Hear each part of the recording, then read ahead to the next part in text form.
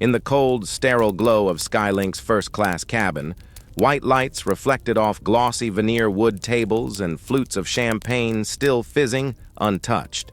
A sharp, jarring sound broke through, like fate delivering a slap.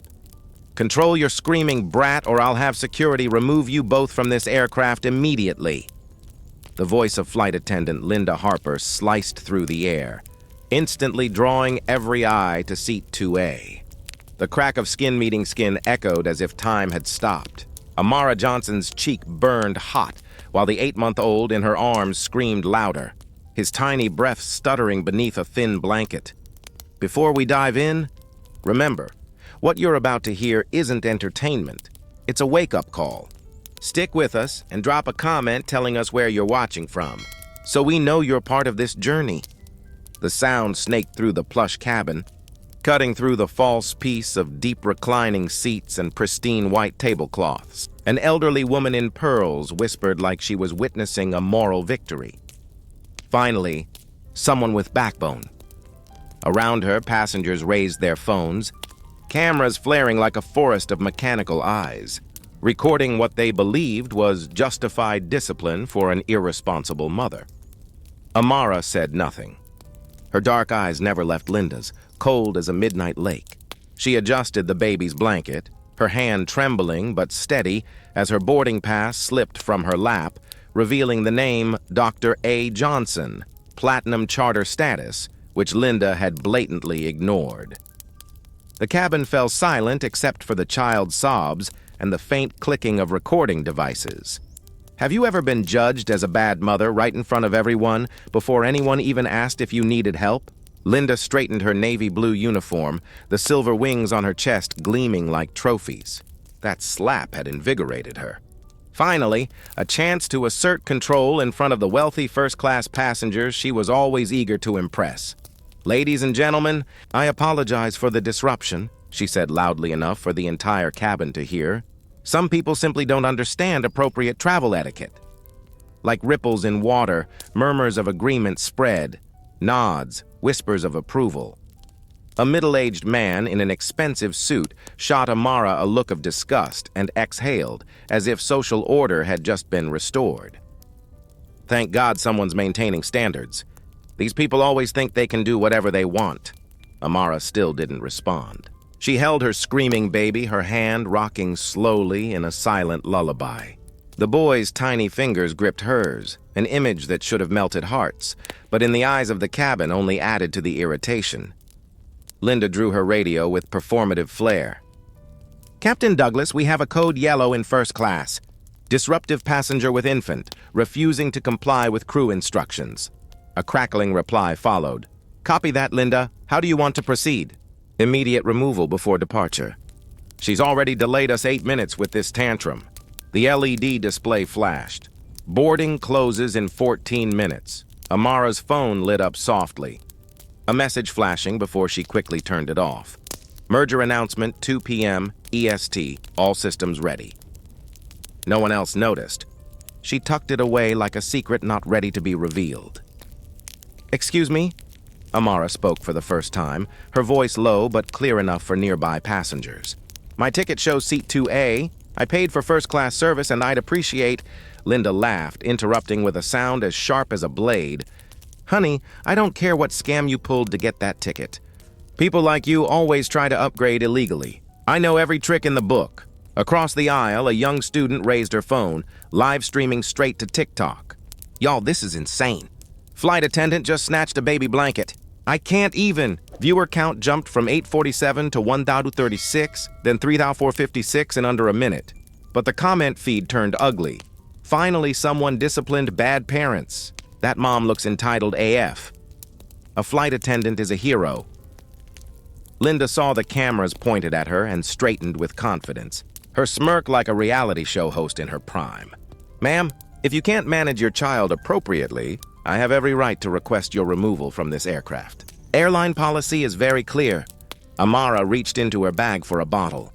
A metallic glint flashed from a card tucked among diapers and tissues, not the standard frequent flyer card. Linda caught it, eyes narrowing.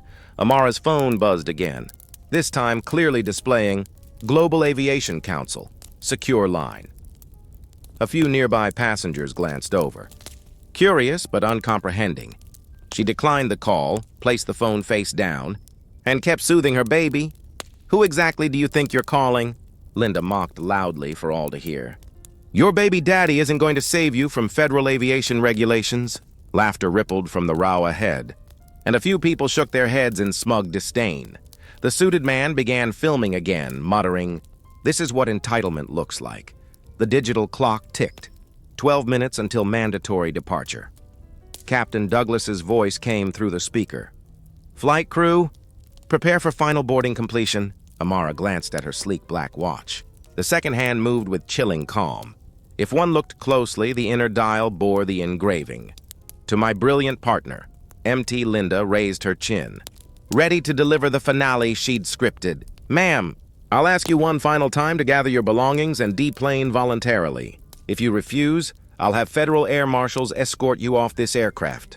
The live stream viewer count surpassed 8,000, and comments exploded into a frenzy. Among the flood of criticism, a few lines glimmered. "Something's off. Why is she so calm? That lady seems way too composed," but the cabin crowd didn't notice. Prejudiced whispers still filled the air. The pearl-wearing woman chimed in again. "Young lady, in my day, parents knew how to travel with children properly." "This display is shameful." Clicks echoed from dozens of phones. The atmosphere turned into a public trial. Linda clicked her radio again, voice theatrical. "Captain, passenger is non-compliant, requesting immediate ground security assistance." "Copy. Ground crew is standing by." Amara took a deep breath, her hand tightening around her child's, eyes steady and unblinking. "Ma'am, I understand you believe you're following protocol," she said slowly, just loud enough to be picked up by the nearest phone lens. "But I'd strongly suggest verifying my passenger status before taking irreversible action." Linda scoffed. "The only thing irreversible here is your behavior. Buying a fancy outfit and snagging a ticket doesn't mean you can disrupt an entire flight." Outside the window, airport security lights flashed in the dark. 10 minutes until departure. Amara leaned down, kissed her baby's forehead, and whispered something no one else could hear. Her eyes held a stillness that didn't match the chaos around her. And there, surrounded by phones, anger, and contempt, a secret waited to explode. The TikTok camera swept past just in time to catch a shimmer of text on the hidden metal card in Amara's bag. Global Aviation Council. Chairwoman access viewer count surged past. 15,000. But the cabin had yet to realize they'd just disrespected the one person who could ground the entire flight. What would you have done in her shoes?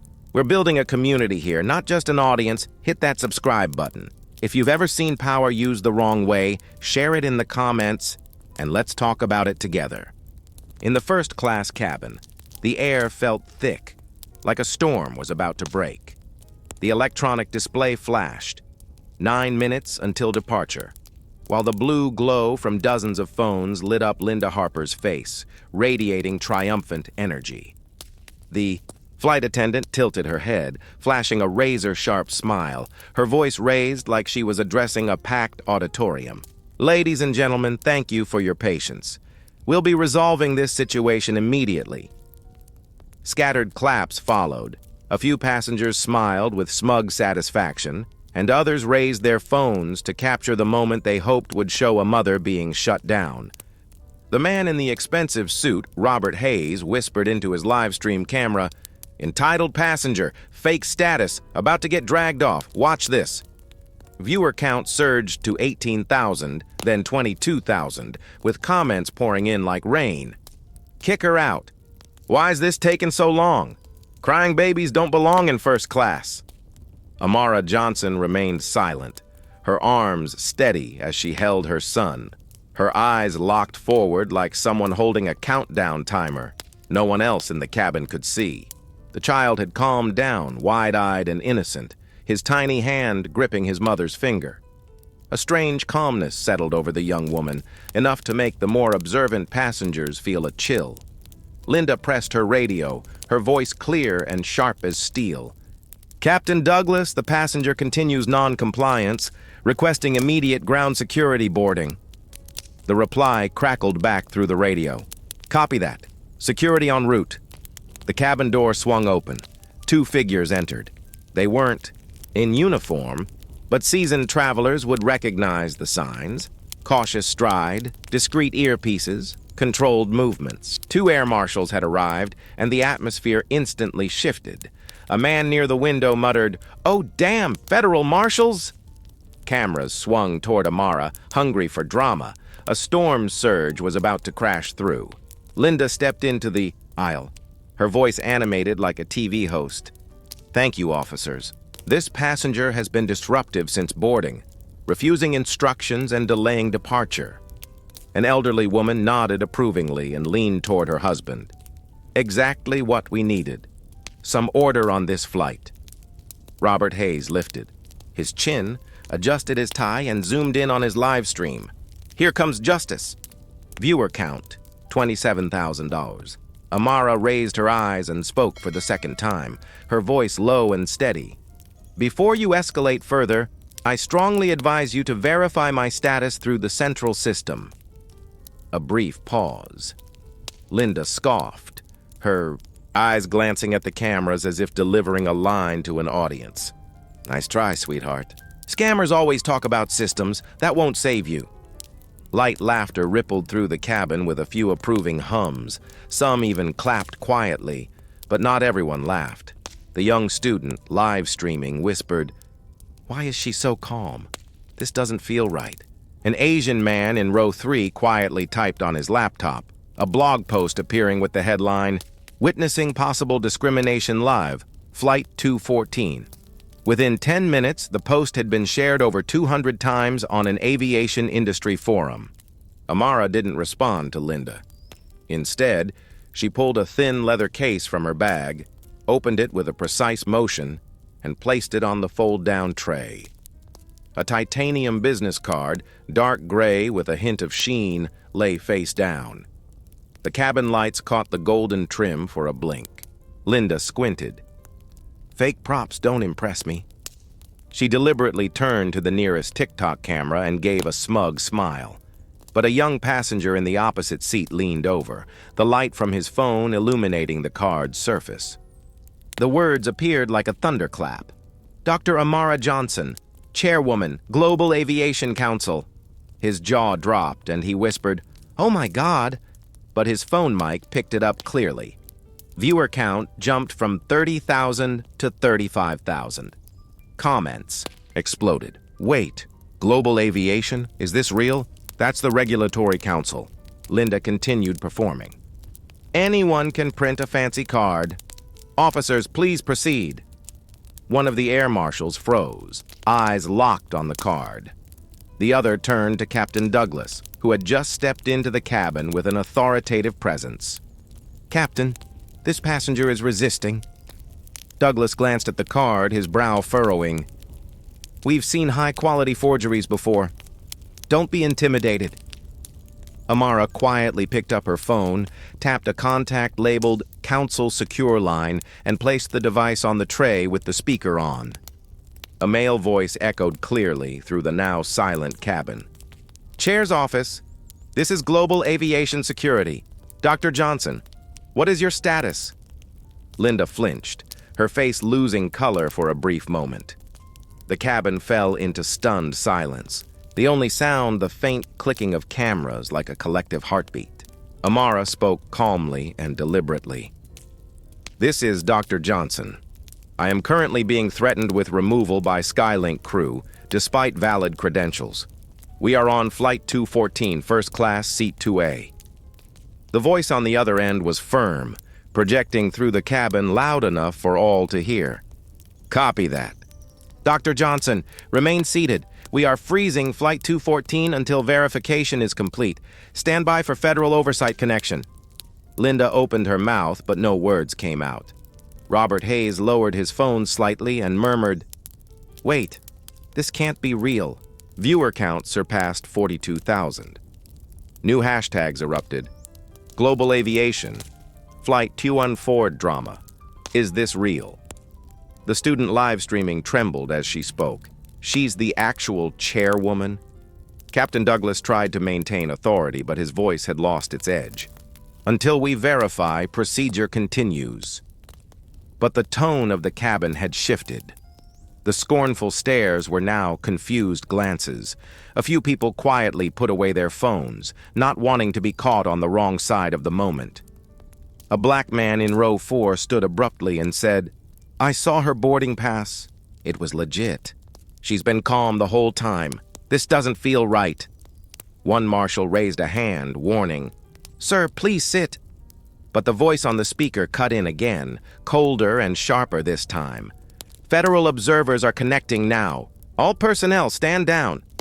Linda looked around, her lips trembling slightly, but she pushed forward. "Anyone can fake a call. Anyone." Amara flipped the card over, revealing the embossed logo of the Global Aviation Council and a laser-etched serial number, impossible to forge. She didn't need to say another word. Her calm gaze said it all. The cabin grew so heavy, you could hear people's hearts beating. In seat 3B, the student live streamer answered a call from a friend in the aviation industry, her voice shaking as it came through her headphones. "It's real. She's the actual chairwoman. She literally oversees the airlines. That plane, technically under her council's regulatory authority." Her phone mic caught every word, and all 50,000 viewers heard it at once. The cabin froze. Linda Harper stood paralyzed, her polished smile completely gone. The first-class cabin was dead silent, as if all the oxygen had been sucked out. Dozens of phones were still recording, and live stream viewership had surpassed 60,000 and continued to climb at a staggering rate. A voice came through the speaker, clear and authoritative. "This is Global Aviation Oversight.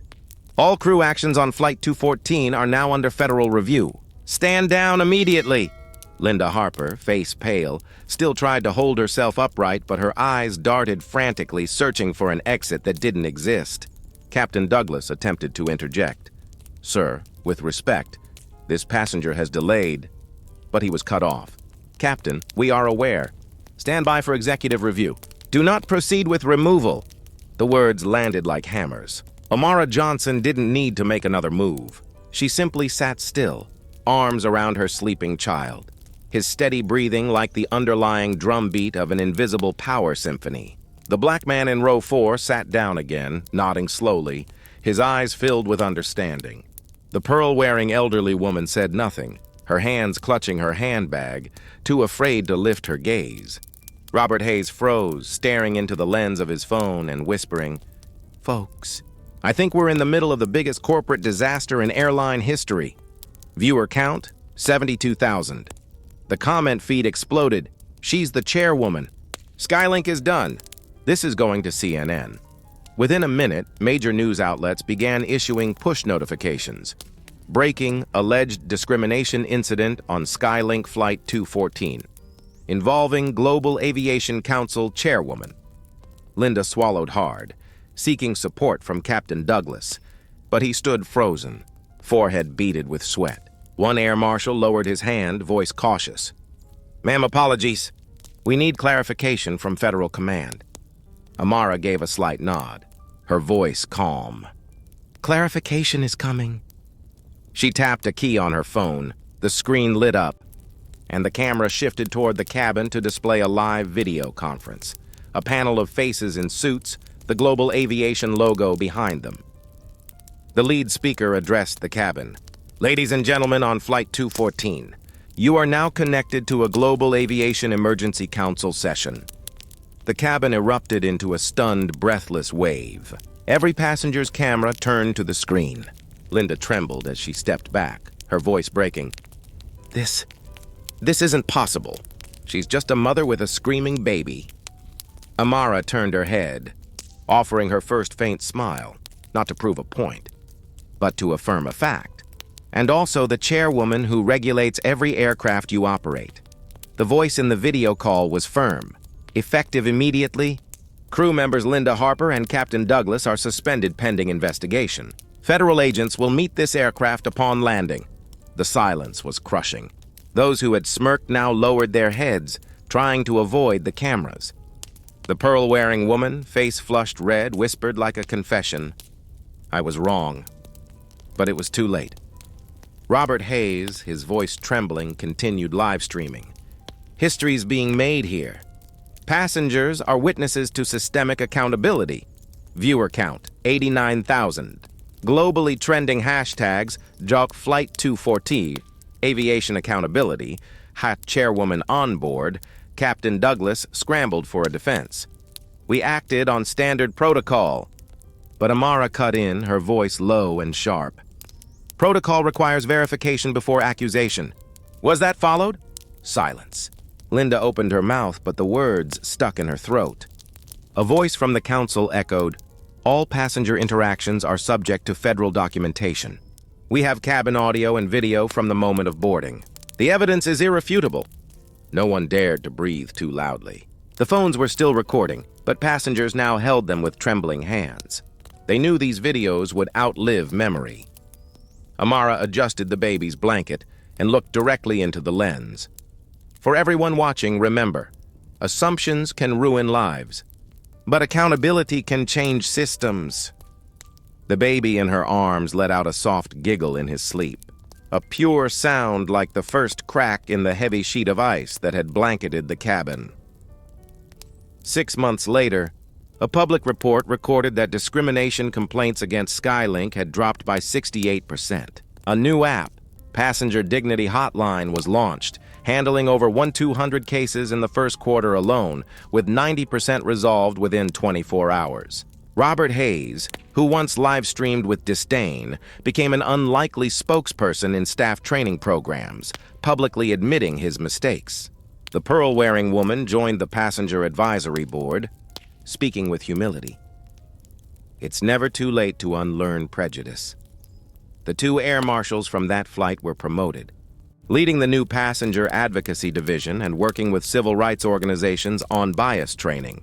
The young student who had first live-streamed the incident founded an independent news channel, amassing millions of followers and focusing on traveler rights and service equity. But Linda Harper vanished from the industry, her career in ruins, now cited in every flight attendant training program as a cautionary tale. Control your assumptions before you lose control of your career.